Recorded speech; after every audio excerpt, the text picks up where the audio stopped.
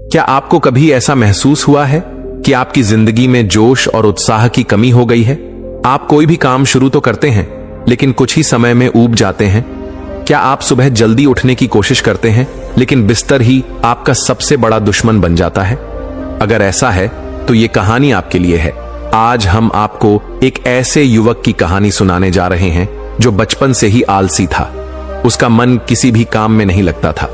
उसके माता पिता परेशान थे कि उनका बेटा अपने जीवन में कुछ करेगा भी या नहीं। लेकिन फिर उसकी मुलाकात एक ऐसे संत से हुई जिसने उसे सिर्फ 21 दिनों में बदल कर रख दिया।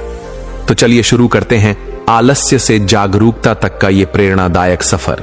यह उस समय की बात है जब धरती पे बहुत सारे काम इंसानी हाथों से किए जाते थे। मतलब उस समय इतनी ज्यादा मशीनों का उपयोग नहीं होता था।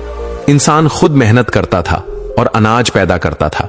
आज की युग में तो बहुत सारी मशीनें आ गई हैं जो उन कामों को आसानी से कर देती हैं, लेकिन आज से तकरीबन 200 साल पहले ये काम इंसान ही किया करते थे। ऐसे ही एक गांव में रवि नाम का एक युवक रहता था। खेती करना उनका खानदानी पेशा था। जहां पर रवि के माता पिता बहुत ही मेहनती थे, वहीं रवि बहुत ही आलसी युवक था। वो किसी भी काम को अच्छे से नहीं करता था, या यूं कहें कि उसका मन किसी काम में लगता ही नहीं था। उसके माता पिता को अक्सर उसके भविष्य के बारे में चिंताएं होती थीं कि हमारे जाने के बाद ये कैसे अपना पेट भरेगा, कैसे मेहनत करेगा।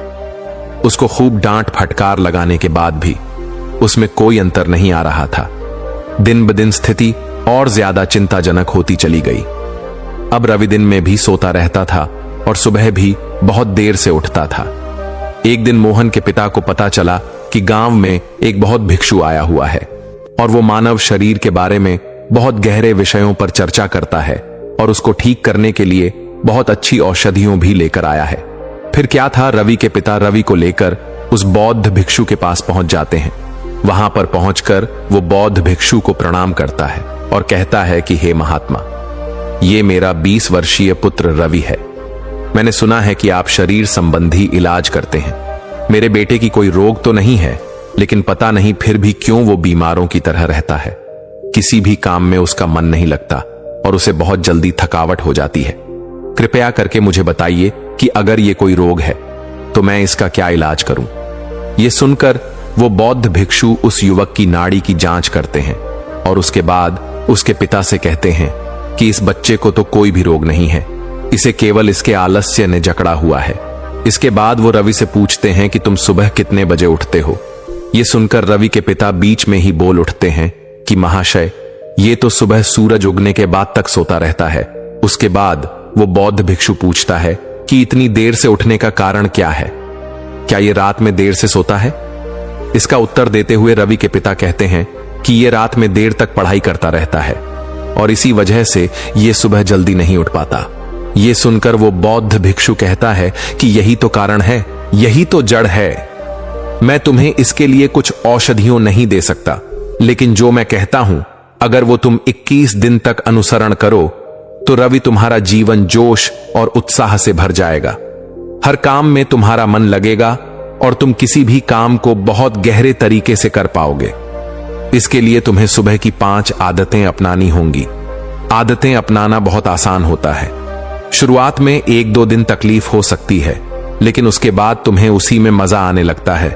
सिर्फ शुरुआत के 4 दिन कष्ट सह लो, उसके बाद तुम्हारा जीवन ही बदल जाएगा।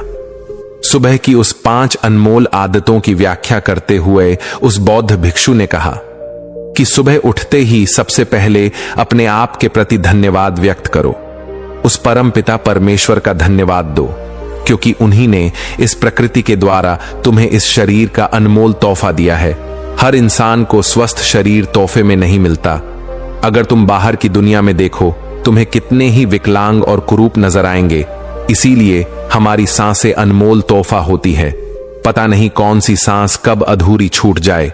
इसीलिए इन सांसों में धन्यवाद का भाव प्रकट करे। इसके बाद खुले आकाश के नीचे आकर इन आसमान को, इन हवाओं को, इन पत्तियों को, इन सभी का धन्यवाद प्रकट करो। इन पंचतंत्रों को छुओ, उनके भी प्रति अपना आभार व्यक्त करो। इससे तुम्हारा जुड़ाव इस प्रकृति के साथ बनेगा, जिससे तुम आनंद में भर जाओगे। इसके बाद अपने कमरे में झाड़ू जरूर लगाओ। इसका मतलब यह होता है कि सारी गंदगी अपने कमरे के बाहर, अपने दिमाग के बाहर कर रहे हो। और उसके बाद अपने कमरे में एक मिट्टी के दिए में एक तेल का दीपक जरूर जलाओ। इससे कमरे का वातावरण प्रकाशित हो उठता है। वातावरण में एक अद्भुत शांति छा जाती है।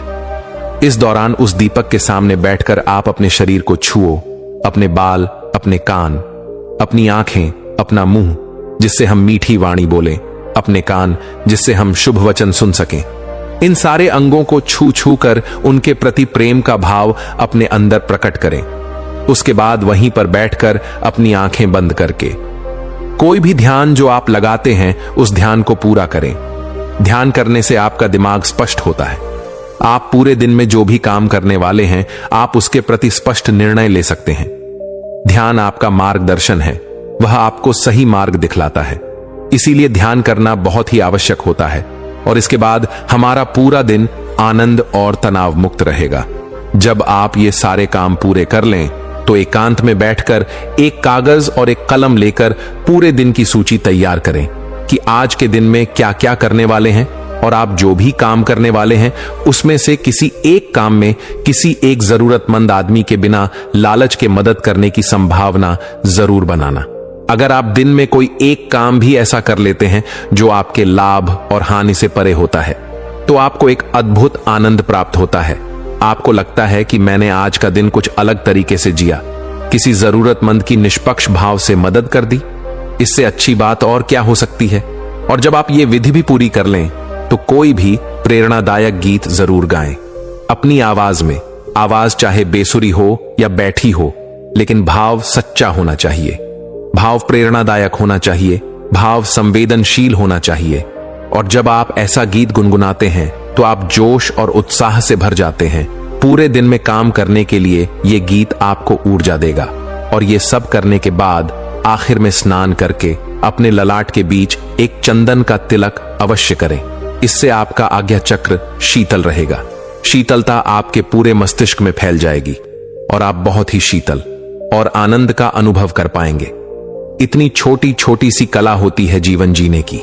जो आदमी 21 दिन तक इस मंत्र को अपना लेगा उसका पूरा जीवन बदल जाएगा। उसके बाद उसे कोई काम जबरदस्ती नहीं करना पड़ेगा। उसे जबरदस्ती अपने मन को उस काम में धकेलना नहीं पड़ेगा, बल्कि वो काम ही आपके लिए आनंद बन जाएगा। जीवन एक उत्सव बन जाएगा, जीवन एक जोश बन जाएगा, जीवन में संवेदना फिर से लौट आएगी। जरा सोचिए, जब हम बच्चे होते थे तो हमारे अंदर किसी भी नए काम को लेकर तरंगे उठने लग जाती थी। हम किसी भी काम में जोश और उत्साह डाल देते थे। आखिर आज वह सब क्यों नहीं होता है? क्यों इंसान ने अपने आप को ही जटिल बना लिया है? एक नए सवेरे की तरफ बढ़ते हैं। चलो बुढ़ापे से बचपन की ओर चलते हैं, नई उम्मीद को फिर से जागते हैं। चलो आज हम अपनी कब्र से उठ जाते हैं, खुद जीते हैं और दूसरों को भी जीना सिखाते हैं। चलो आज हम जीवन को एक नई दिशा देते। तो दोस्तों, उम्मीद है कि आपने आज की इस वीडियो से जरूर कुछ ना कुछ सीखा होगा। अगर ये वीडियो आपको जरा भी अच्छा लगा हो तो इस वीडियो को लाइक करें और इस चैनल को सब्सक्राइब भी करें। क्या सब्सक्राइब हो गया तो लगे हाथे शेयर भी कर देना। मेरे इंडिया के नौजवान दोस्तों और एडवांस में धन्यवाद। खुश रहो।